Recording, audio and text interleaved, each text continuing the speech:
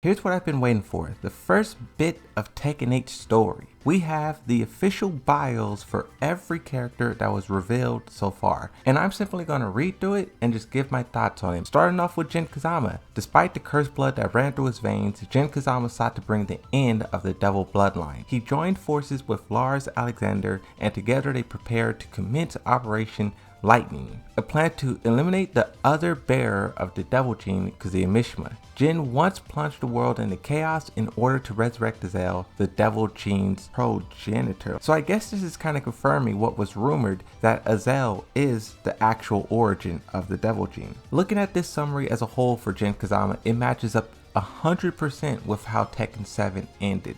All of the characters was on top of that building talking about how they needed to act fast. Kazuya is taking over. We need to get out there and stop him. This is picking up exactly where it left off. For Kazuya Mishima used the full extent of his devil gene and powers to try and take over the world. After defeating his father Heihachi Mishima, Kazuya doubled down on his efforts to take down the leaderless Mishima Zaibatsu. This brutal war divided the world in two, and in the end, G Corporation came out on top. However, the conglomerate showed no signs of relenting and continued to dominate the world with an iron fist. Now Kazuya's is very exciting. His is very exciting. Basically, it confirms a few things. Heihachi really did get stumped out. It says defeated. That's more confirmation that he's gone.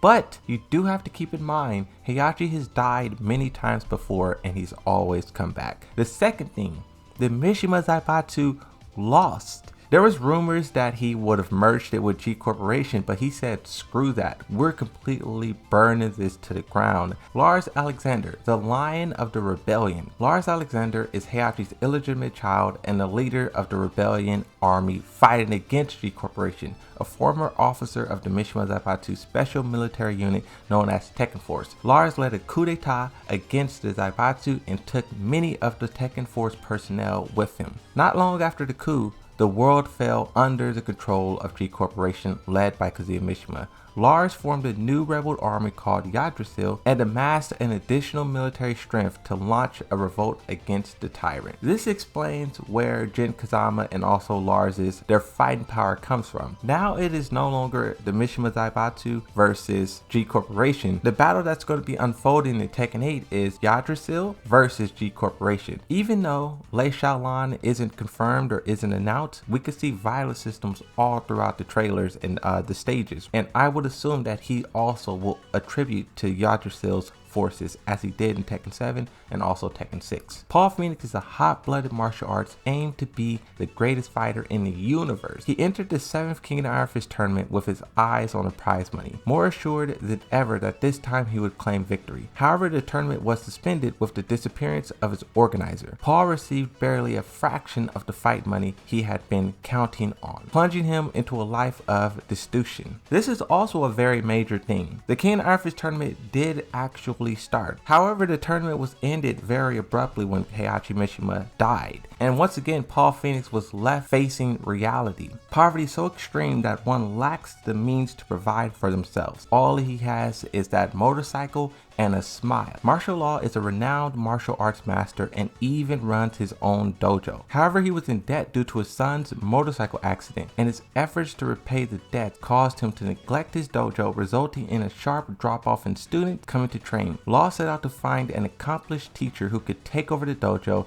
and solve his troubles. Unfortunately, all of the negotiations ended in failure, and to make matters worse, his dojo was repossessed as a collateral while he was gone. The part in there about his son's motorcycle accident, it actually explains why we haven't seen Forest Law in a game just yet. Moving on to Jack 8. Jack 8 is G Corporation's premier humanoid weapon, and with the latest prototype in the Jack series, one of the developers assigned to the Jack series, Jane, once had her life saved by a Jack. She joined G Corporation to work day and night to create her ideal Jack machine. While the Jack series was already well established within G Corporation's product line, Jane continued to devote herself perfecting the Jack. Her design for the next generation Jack included a vastly improved AI to that of the Jack 7 model, capable of learning with incredible speed and accuracy. This one is very cool as well because it explains why Jack 7 transforms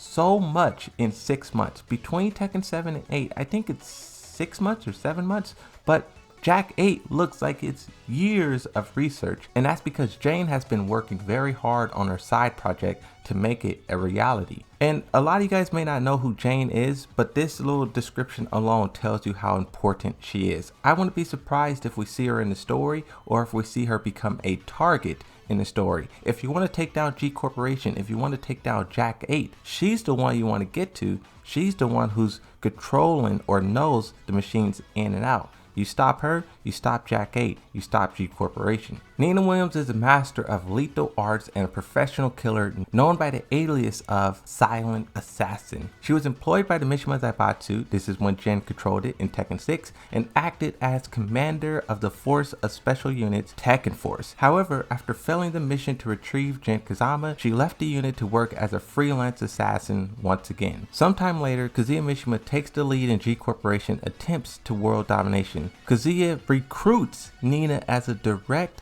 subordinate and grants her the title Commander of G Corporation Forces. Wow, wow, wow, wow. I did not see that. I did not see that coming. So we always think of Anna Williams is done for. Oh my God. We always think of Anna Williams being the one who's attached to Kazuya, and Nina Williams being the one who works with Jin Kazama. But Tekken 8 is doing a whole 180 and it's pairing up Kazuya and Nina. One thing that I'm thinking about, this is a major head scratcher. Way back in Tekken 2, she was abducted by Kazuya and she was, tested on. She went through all these different experiments. They harvested her ovaries. They used that to create a whole flesh and blood human being, Steve Fox. I thought she would have hated him. If you look at what Tekken Bloodline shows us, she doesn't even want to talk about the Mishimas. Now she's working for him? What happens? The Mishima bloodline is tainted. The last thing I want to do is speak of Kazuya Mishima. I don't know what you're up to, but the last thing you want to do is get tangled up with the Mishimas. That guy Kazuya paying money. That direct deposit hit and Nina was like, yeah, I can help you out for a little bit. Jin Kazama's gonna show up here in like 2 days and kill you anyways, right? King is active on a pro wrestling circuit and also manages an orphanage on the side. The war between G Corporation and the Mishima Zaibatsu have ravaged the world, causing an unprecedented swell in the number of children needing help. King may be the undisputed champion of the wrestling world, but he will need to put on a spectacle far beyond the bright arena lights if he is to earn the funds required to help all those orphans. King's story is very straightforward, but I do want to theorize on it just a little bit. In the non-canon Tekken comics, we saw Jin Kazama hire him as, muscle, as a bodyguard to help out. And I wouldn't be surprised if we saw something like that again, where he goes to work with Jin to make a little bit more cash. He will need to put on a spectacle far beyond the bright arena lights. That tells me he's going to be getting involved in the war. Next up we have Jin Kazama. After that is Ling Yayu. Jun displayed a propensity in communicating with animals from a very young age. She went on to become a wildlife surveillance officer for the conservation group, where she pursued Kazuya Mishima, who was suspected of smuggling protective animals. The two met and became close at the second Iron Fist tournament.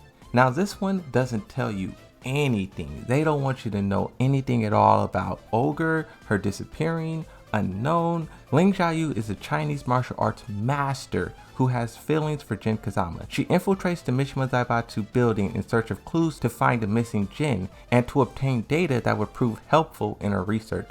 Traveling around the world and following whatever traces she can find, 6 months have passed for Yayu with no hope in sight. Yayu has run out of leads, but she simply must find Jin, no matter the cost. There's something she needs to know from him. It is the unwavering and ever-growing determination which drives Yayu ever forward. Now her story is very bare bones as well. They don't mention Claudio. When they say going around the world, I would assume it's with Claudio, because Claudio is way in Italy. The Mishima Zaibatsu is in Japan. So that's a long travel for a high school girl. And then the question she wants to ask Jin Kazama. That's a fascinating one. It could go so many different ways. You can go the path of boyfriend, girlfriend. Why are you doing this? Stop. Give it up. Reading these biographies, it has me very hopeful, because not only is it giving you a very clear and concise understanding of who these characters are, it's also acknowledging the strong points of their story. So hit that subscribe button, leave a like on this video, and I'll see you in the next one. Thank you for watching, and bye bye.